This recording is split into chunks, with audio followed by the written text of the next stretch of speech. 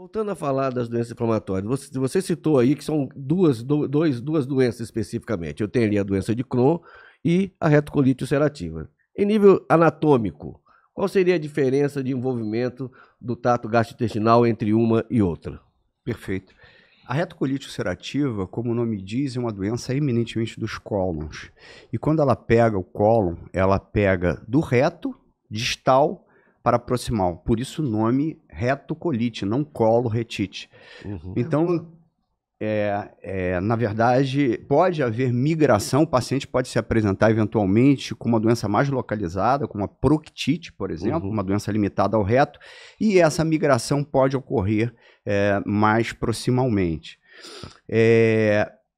O acometimento na retocolite, ele é contínuo na mucosa. Ela é uma doença eminentemente da mucosa, e por isso a manifestação com sangue, muco e pus, fezes, muco, pio sanguinolentas. Já a doença de Crohn, ela é muito mais errática do ponto de vista de apresentação. Ela pode acometer desde a boca ao ânus. Então, você pode ter uma úlcera gástrica cuja biópsia, ao final da investigação, chegue-se à conclusão que é uma doença de Crohn. A doença, ela é transmural na doença de Crohn. Então, se a gente for fazer um paralelo, então, para ficar bem claro, a retocolite ulcerativa é uma doença dos cólons. A doença de Crohn, ela pega da boca ao ânus. A retocolite ulcerativa é um acometimento contínuo. A doença de Crohn, esse acometimento é salteado, e por isso ela recebeu um nome chamado enterite regional. Tá? A retocolite é uma doença da mucosa. A doença de Crohn é uma doença transmural. Ela pega a mucosa, submucosa, muscular e a serosa, os mesos, muitas vezes os gânglios que ficam engurgitados. Então, são diferenças anatomopatológicas entre essas duas entidades. Mas, obviamente, que existem superposições. E mais ou menos em 15 a 20% dos casos, nós não conseguimos diferenciar essas duas doenças. Isso é chamado colite indeterminada. Então, colite indeterminada é aquela colite que apresenta características da doença de Crohn e características da retocolite. Quando a gente fala, só para o público entender, né? No caso da doença de Crohn, ela vai por áreas, né? Ela pode pegar uma área do intestino delgado, uma área do intestino grosso, enquanto a retocolite, ela é segmentada. Uma sendo a doença de atingindo a mucosa, então eu posso dizer que, por exemplo, na ocorrência de uma complicação, a fístula, por exemplo, ela pode ocorrer na doença de Crohn, mas dificilmente vai ocorrer na retocolite ulcerativa. Perfeito raciocínio, porque como a doença de Crohn é uma doença transmural, a formação da fístula ocorre em função dessa característica da doença.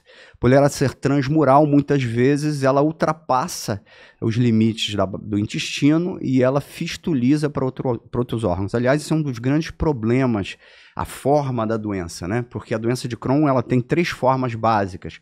Uma forma que é inflamatória, uma forma que é estenosante e uma forma que é fistulizante.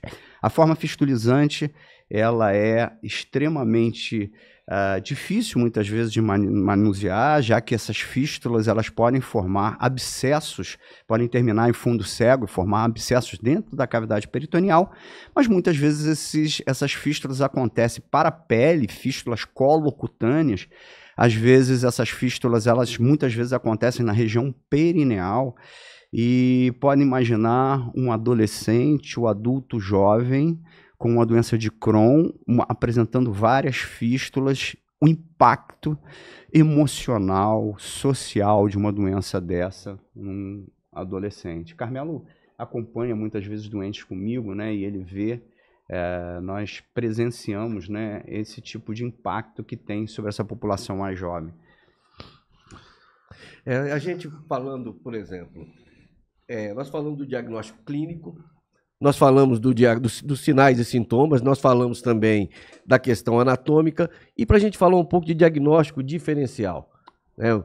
Pode haver, por exemplo, alguma confusão com a síndrome de má absorção, pode haver alguma confusão, por exemplo, com a doença celíaca ou alguma coisa nesse sentido, alguma outra entidade mórbida nesse sentido? Você poderia esclarecer alguma coisa em nível de diagnóstico diferencial? Sem dúvida. De acordo com a exteriorização da doença, eu vou dar um exemplo de pacientes meus com doença de Crohn que entraram no pronto-socorro com dor abdominal, uma forma estenosante da doença, e que subiram para o centro cirúrgico com diagnóstico de apendicite, né? Esses pacientes foram operados, saíram da sala com diagnóstico de Crohn. Para a gente ter uma ideia, então, com uma apresentação, a gente fala em apresentação clássica, mas a gente lembra que essas doenças elas podem se apresentar de uma maneira muito polimorfa, e dessa maneira eu acabei de dar um exemplo. Várias doenças diarreicas, como por exemplo a amebíase, a própria enterite actínica, que é aquela inflamação causada pela radioterapia em pacientes que, por exemplo, tiveram tumor de próstata e foram submetidos à radioterapia, se apresentarão com um quadro muito semelhante, muitas vezes com diarreia crônica com sangue, né? A forma da doença de Crohn dos cólons, como eu falei, a doença de Crohn ela pode pegar da boca ou ânus, mas quando ela pega o intestino grosso, os cólons, claro que o grande diagnóstico diferencial é a retocolite.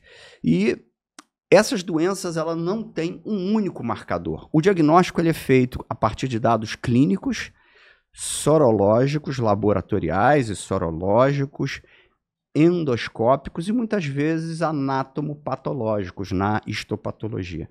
Então, uma combinação desses dados muitas vezes nos conduz, mas às vezes não, como eu falei na colite indeterminada, né, a um diagnóstico.